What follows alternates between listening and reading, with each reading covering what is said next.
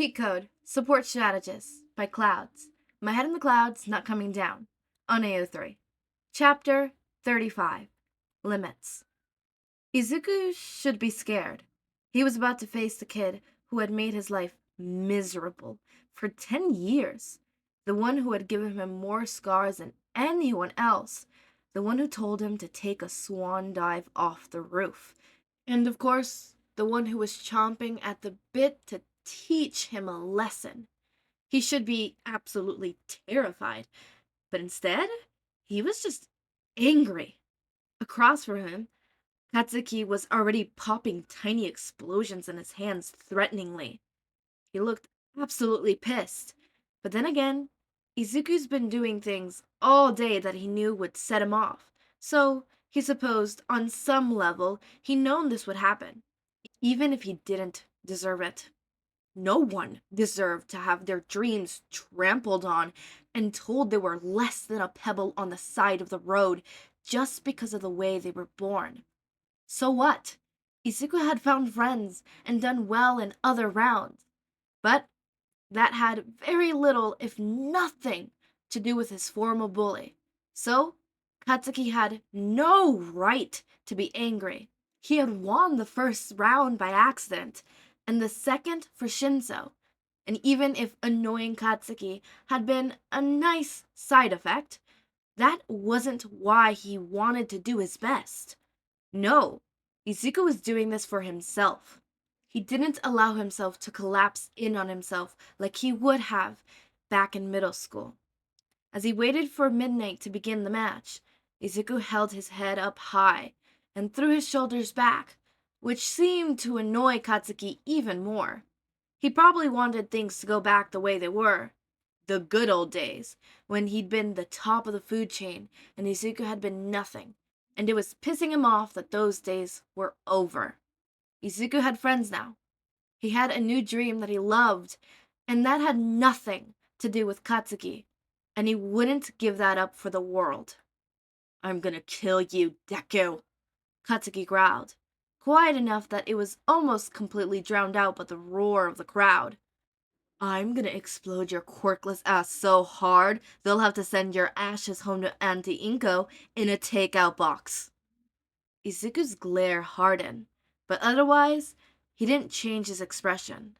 Katsuki continued spitting insults as they waited for the fight to begin, but Izuku just let them wash over him, far too familiar with Katsuki's particular brand of verbal violence to be bothered when he knew that Mei was waiting with the rest of their class to see him after the fight. Maybe Katsuki should research trash talking to make his words a little more effective weapon against villains, because they weren't going to work on Izuku anymore. "All right, I want a good, clean match," Midnight announced to the crowd. "Same rules as last round apply. You win by forcing your opponent to leave the ring, knocking them out, or making them surrender to your will. Whoever wins these matches moves on to the semifinals. Begin!" As soon as she cracked her whip, Katsuki immediately launched himself forward, using his explosions to propel himself as he anticipated the beatdown to come. "Die, Deku!" The rules dictated that the opponent must stay on the side of the stage before the match, but there was no rule on exactly where. Most students choose to wait in the middle of their spaces, giving themselves good options for both evasion and attack. It was a good strategy, but Katsuki was so concerned with beating him that he failed to notice exactly how close to the line Izuku was standing until he took a single step backwards over the line, maintaining eye contact the whole time. It never occurred to him that Izuku would rather forfeit the match than fight him. The entire stadium felt silent as everyone processed what Izuku had just done. Even Katsuki's explosion spurted to a stop halfway across the stage and landing roughly as he stared at Izuku in confused disbelief. It was like someone had taken a snapshot of that moment and engraved it into glass to preserve it forever. Then the moment shattered. "No!" Katsuki immediately launched himself forward again. No, you don't get to give up, Deku. You've been looking down on me all day, goddammit. Fight me! Izuku felt a small strike of fear. Were the teachers actually going to stop him? Or were they just going to be like the ones in middle school and turn a blind eye to their golden boy breaking the rules? Would they let Katsuki beat him up and then pull some shit reason out of the asses about how it hadn't been clear that Izuku had crossed the line or how it somehow didn't count, ultimately blaming him for Katsuki's temper being out of control? Either way, Izuku refused to move. It wasn't his responsibility to run away in fear. The moment of truth came, right as Katsuki was about to let loose an explosion to Izuku's face, but was met with a cement wall that suddenly sprang from the ground instead. The explosion left a stabilizing dent in the wall and sent cemented chunks flying everywhere. But Izuku only flinched slightly as he got hit with a few pebbles. Stand down, Bakugo, Cementos growled. The match is already over. Midoriya is over the line, and you're moving on. No! Bakugo growled and hit the wall with another explosion. That's not a win, that's a give me. You've been pissing me off all day. Deku, just shut up and fight me already. You owe me a fight, you quirkless piece of shit! The wall was practically destroyed at this point, but Katsuki's explosions were getting weaker as midnight came up behind him, and he started breathing in her quirk. Fight me, Deku! You owe me a fight! Izuku simply continued staring him down, an odd sense of power flooding through him as he said something that deep down he'd always wanted to say. No, Kachan. Actually, I don't owe you anything. Kirishima was kind of torn. On the one hand, it was kind of unmanly for that support student to just step out of the ring like that. But, on the other, it was super unmanly for Bakugo to keep going after him after the match was over. Honestly, Bakugo should have been prepared for that, considering that the other support student did basically the same thing, even if she played with Monoma for a while before surrendering, which would hopefully make him a little less smug and annoying next time the two classes had to work together. But still, the support course students didn't really have any motivation to win the sports festival, so it made sense to lose early on.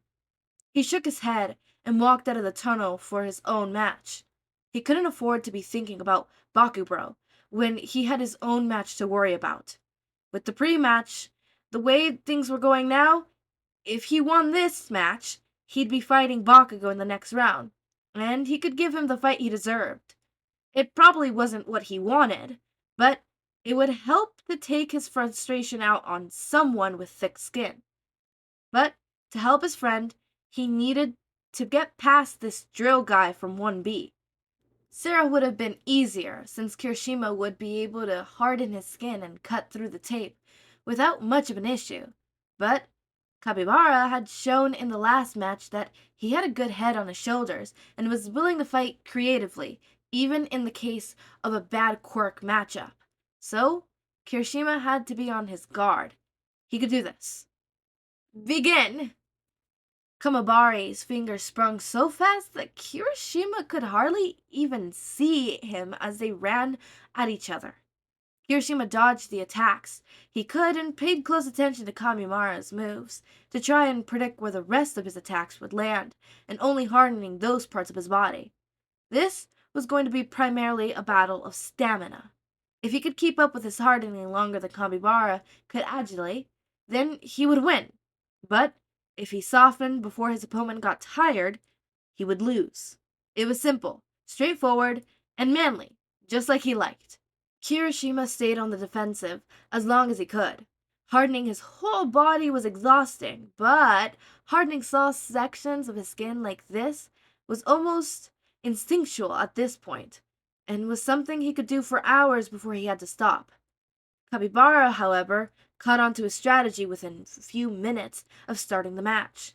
His stance changed and started moving faster and launching multiple attacks at once, which made it a lot harder on Kirishima to predict where he needed to harden. Sometimes he'd be all prepared for a hand to the rib, only to be surprised by a foot trying to drill into one of his shins, and had to harden as quickly as he could, just to keep from losing. As soon as his opponent showed the slightest sign that he was getting tired, Kirishima took his chance.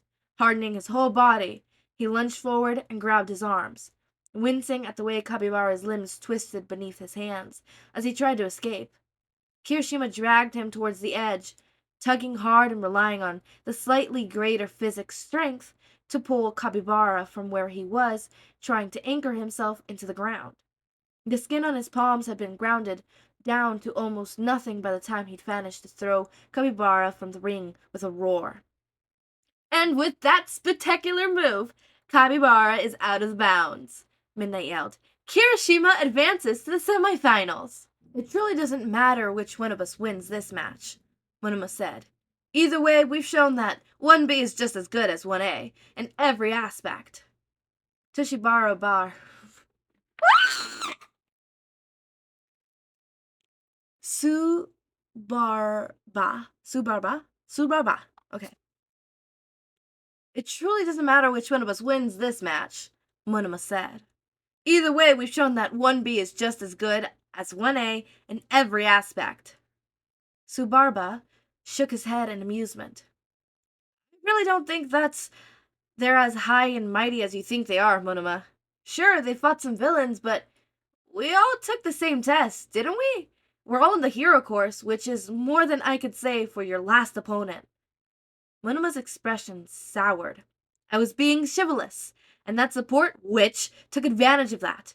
If I ever fight her again, I'll show her the true power of our class.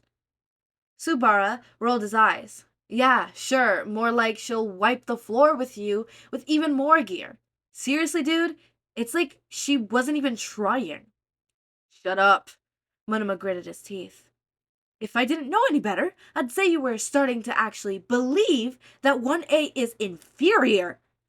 Again, dude, that's literally just you, Susubara murmured. But whatever, let's fight.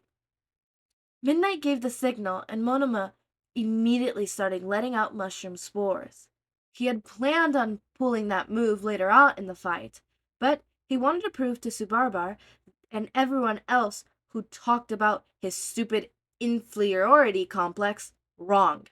He wasn't inferior. He could end this fight before it even began. Subarbar took a deep breath to start using his quirk, but before he was able to make any construction, he had a lung full of invisible spores and started coughing. That would show him. Monoma ran over to him, and Subar tried to fight him off, but it was difficult to defend against a physical assault when it felt like his lungs were going to explode, and all Monoma needed to do was one good touch. He copied Subar's quirk and turned his head to the side. He kept free of the spores so that he could take deep breath. He made a sort of table floating a feet above the ground and pushed Subarbar onto it, then wielded him in place and took a few steps back. Subarbar, can you move? Midnight asked. Subarbar tried to wiggle out around a bit, but Monoma had taken care to anchor him well, so there was no way he could breathe out. Monoma smiled as he shook his head. Subarbar is immobilized. Monoma advances. Are you sure you can do this? Izuku asked. I mean, of course you can, obviously, but it's just that Tokoyami is really strong, and he knows your quirk. Plus, you have to brainwash him and Dark Shadow separately. So it's more like you're fighting two opponents instead of one. It's kind of unfair. Oh, come on! Have a little faith in our baby. Mei hit Izuku softly over the head and turned to Hitoshi. But seriously, rely on the baby I made you and Izuku's analysis and you'll be fine. You've made it this far, and Bird Boy doesn't know how your quirk works, right? Not that I know of. Hitoshi shrugged, burying his nervousness deep underneath his normal layer of apathy. He's got a strong quirk. But Mei-chan's right. Izuku smiled brightly. You're stronger. Mei gave a manic grin and slapped him on the back. Knock him dead! Hitoshi rolled his eyes, but still felt a little bit better as he made his way out of the tunnels and onto the field. Beating Pony was one thing. She didn't have an excellent grasp on the language, so it was easy to trick her into responding without her catching on to the fact that his quirk was verbal. He didn't think the same trick would work with Tokoyami. However, his support items could imitate voices, like he had done with Present Mike. But with 2 sets of ears to hear the irregulations, it was twice as likely that Tokoyami and Dark Shadow would figure out the ruse, and from there it would only take much of a leap to figure out that it had something to do with his voice, and then answering questions. So, imitating someone else's voice was too risky. Hitoshi ran through the fake requirements he used already. He'd done singing, touch, eye contact. He should try to switch it up. Maybe it would be difficult to get both of them to respond, but if the cavalry battle had proven anything, it was that if he had to choose between the two, Dark Shadow was the one.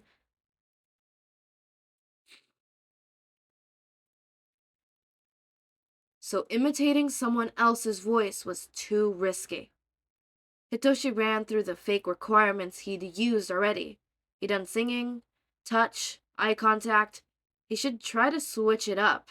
Maybe it would be difficult to get both of them to respond.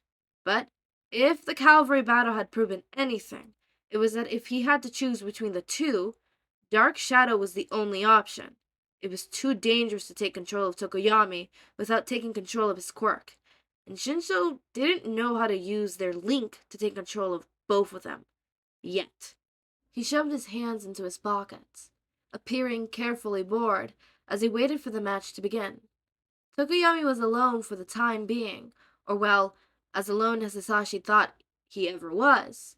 But Dark Shadow wasn't visible yet, which would make it way more difficult to take control of him. Hopefully, the quirk would come out and start talking shortly after the start of the match, because if not... Hitoshi took a deep breath and forced himself to relax.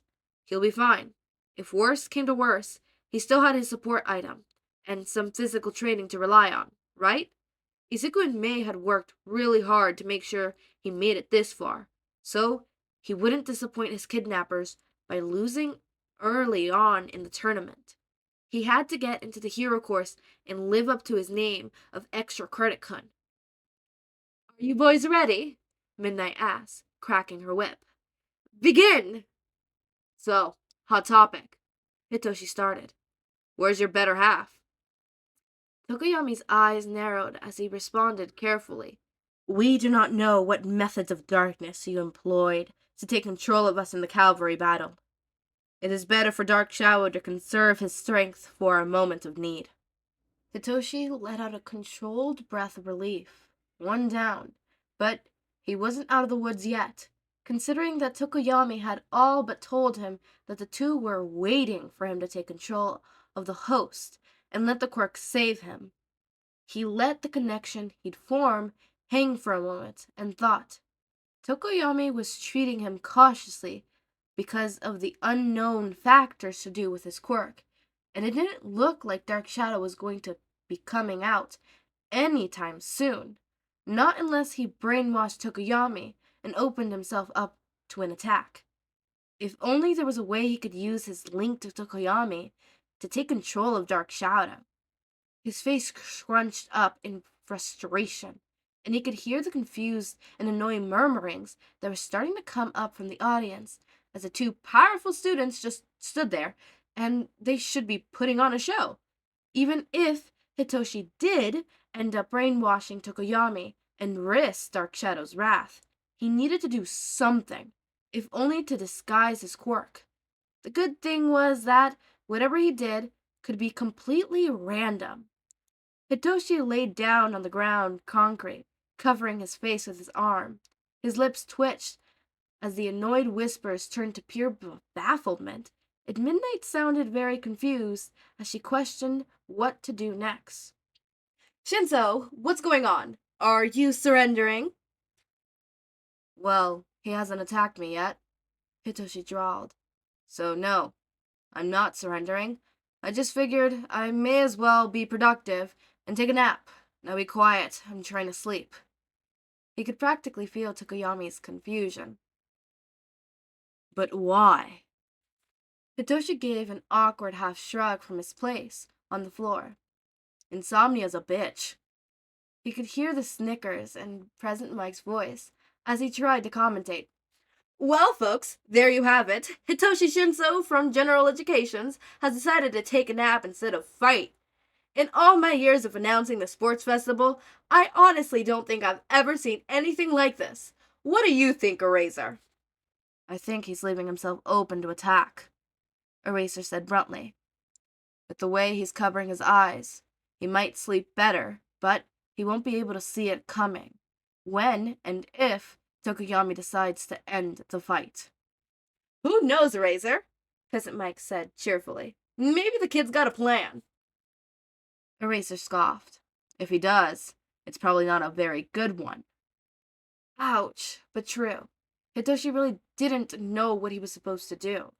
He might be able to take Tokoyami in a physical fight, but even with a support item, he didn't stand a chance against Dark Shadow. He sighed and tried to block out as much of the surrounding noise as he could, so he could focus on the link his quirk had created with Tokoyami. Izuku said that his quirk pulled his victim's body under his brain control, right? They were going to experiment more with particular control after he got into the hero course, but maybe the extra adrenaline of the stressful fight would give him some sort of edge and make him have a breakthrough? He took a deep breath and let it out, reaching out along the link until he felt what he assumed was Tokoyami.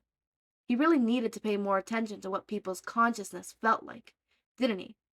He carefully poked and prod, but kept half an ear on the world, knowing it was only a matter of time before Tokoyami took his teacher's advice to heart and just attacked Hitoshi, no matter how strange and unpredictable he was acting. He thought that he could almost feel Tokoyami's confusion earlier, but the more he explored their link, the more he realized that he wasn't just imagining it. He really could feel his confusion as it flirted across the link, but he could feel other emotions as well. Frustration, fear, hesitation, and Hitoshi inhaled sharply. That wasn't Tokoyami. What he felt was similar, of course, but it was like a different flavor of the same candy.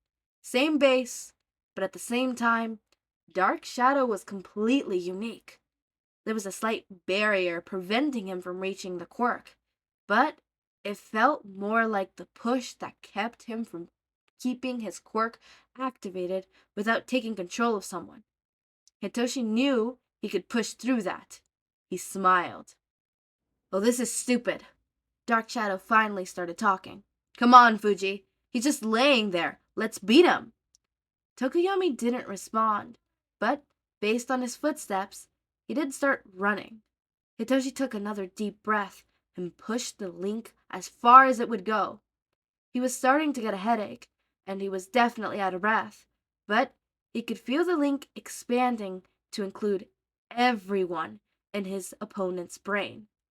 The footsteps got closer, and there was a whoop of air as Tokoyami made his move. But that was just enough warning for Hitoshi to roll over to the side and rise to his feet. Oh, it looks like Sleeping Beauty is finally awake, and we're gonna get to see some action! Mike yelled enthusiastically. What's gonna happen next? Hitoshi smirked quietly. You lose. Tokoyami frowned his brows. We have barely begun the fight. How have I already lost? Dark Shadow. Hitoshi grinned at the look of shock and fear on Tokoyami's face as he activated his quirk, and Dark Shadow sued in attention, patiently waiting his instructions. drag Tokoyami out of the ring. No! Tokoyami's wide in his stance and tried to push Dark Shadow away. But there was only so much he could do against his own quirk. Dark Shadow, listen to me. He's controlling your inner darkness. Stop this. No! Hitoshi felt like his vision was tunneling, only able to focus on Dark Shadow as his headache got worse, and he had to concentrate with everything he had to keep control of how hard Tokoyami was hitting him. His control felt like it was fraying more with every passing moment, but right before the link seemed to snap, Tokoyami's foot crossed the line. Tokoyami is out of bounds! Midnight sounded shocked, and it took a full 5 seconds for the crowd to start cheering. Shinso advances to the semifinals! Hitoshi released his quirk and grinned proudly, turning to face the place in the stands that he knew the support class were watching. He only managed to find Mei and Izuku in the crowd before his eyes rolled back in his head and everything went dark. I am still sick. Hopefully it's not noticeable. I'm really sorry. I can't control when I get sick. If I could, then I wouldn't get sick. Period. But onto my actual notes from the fanfic. Izuku's power move. Oh my god. Oh my god. That was a power move. The whole stepping back. It's not like I lost to you. It's I choose to lose. It's taking control. And you know what? It was probably healing to Izuku because that is taking control of something in his life that he probably didn't have control of in the past. I mean, think about it. He didn't have control whether he had a quirk or not. And that affected him so negatively, right? Because he wasn't born with that, he was bullied. And he lived a horrible, well, not a horrible life because he had a good mother, but he lived a pretty much miserable life because of something he couldn't control. So to take control of this one moment and stepping back and being like, yeah, no, I don't need to win a fight against you to know that I am, improved, that I am strong.